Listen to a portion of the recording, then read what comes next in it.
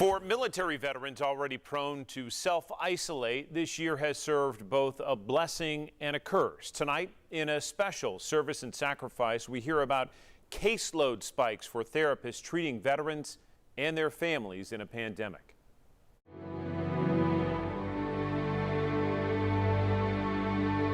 I was diagnosed with an anxiety disorder that was progressing and affecting my home life.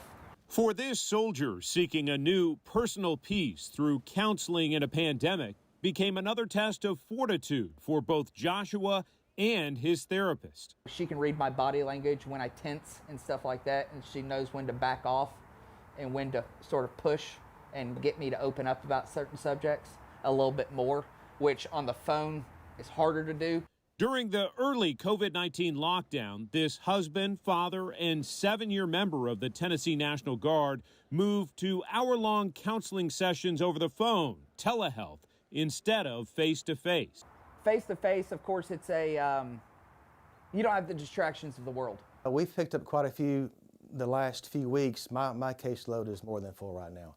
McNabb Center military services therapist Tony Weaver says the demand for help spiked among veterans suffering post-traumatic stress. But one guy left here and he was overcome with the smell of blood and death.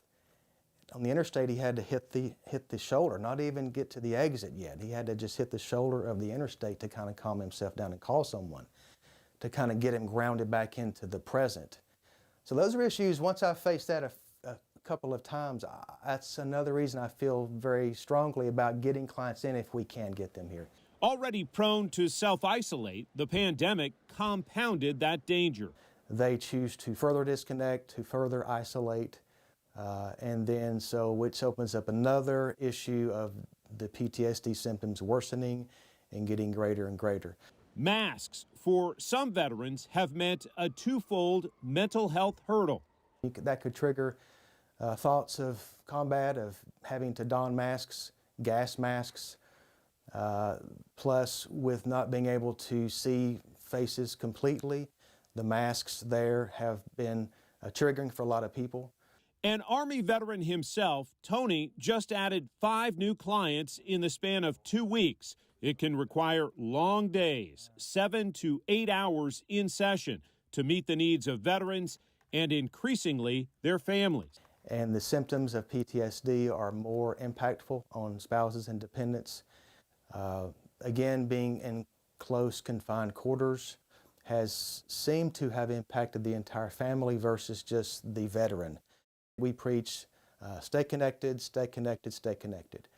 Remembering that with PTSD in particular, that the interpersonal connections are critical to the maintaining mental well-being. How has your caseload grown? Well, it shot up to around 70, and now it's hovering around 45 to 55. And is 45 to 55 more normal? Yes. Mm-hmm. One way the McNabb Center stays connected to veterans in need of counseling is meeting them where they live. Early last year, we heard from a therapist dividing his time between a handful of outpatient clinics to reach more veterans and their families in outlying counties. Even as things eased up, they would still barely go out. And so the session for them to see me or another therapist is very important, because that's a lot of times that's their only social interaction, unless they're married. She says I need to be constructive, not destructive. Joshua wants fellow veterans to know he's made progress during 2.5 years of therapy, even during the COVID-19 crisis. I don't get frustrated and angry anymore. I've learned how to recognize my triggers before they escalate, but I've learned also to, instead of attacking a person as a human being, I attack the situation. Also, this veteran has a message for his fellow troops in uniform and their families. A strong man stays silent and sort of just wallows in his pain. A stronger man knows when it's time to finally ask for help and accepts the help. And you can find links right now to free counseling for veterans and families in the Service and Sacrifice section of WBIR.com. Robin and Beth.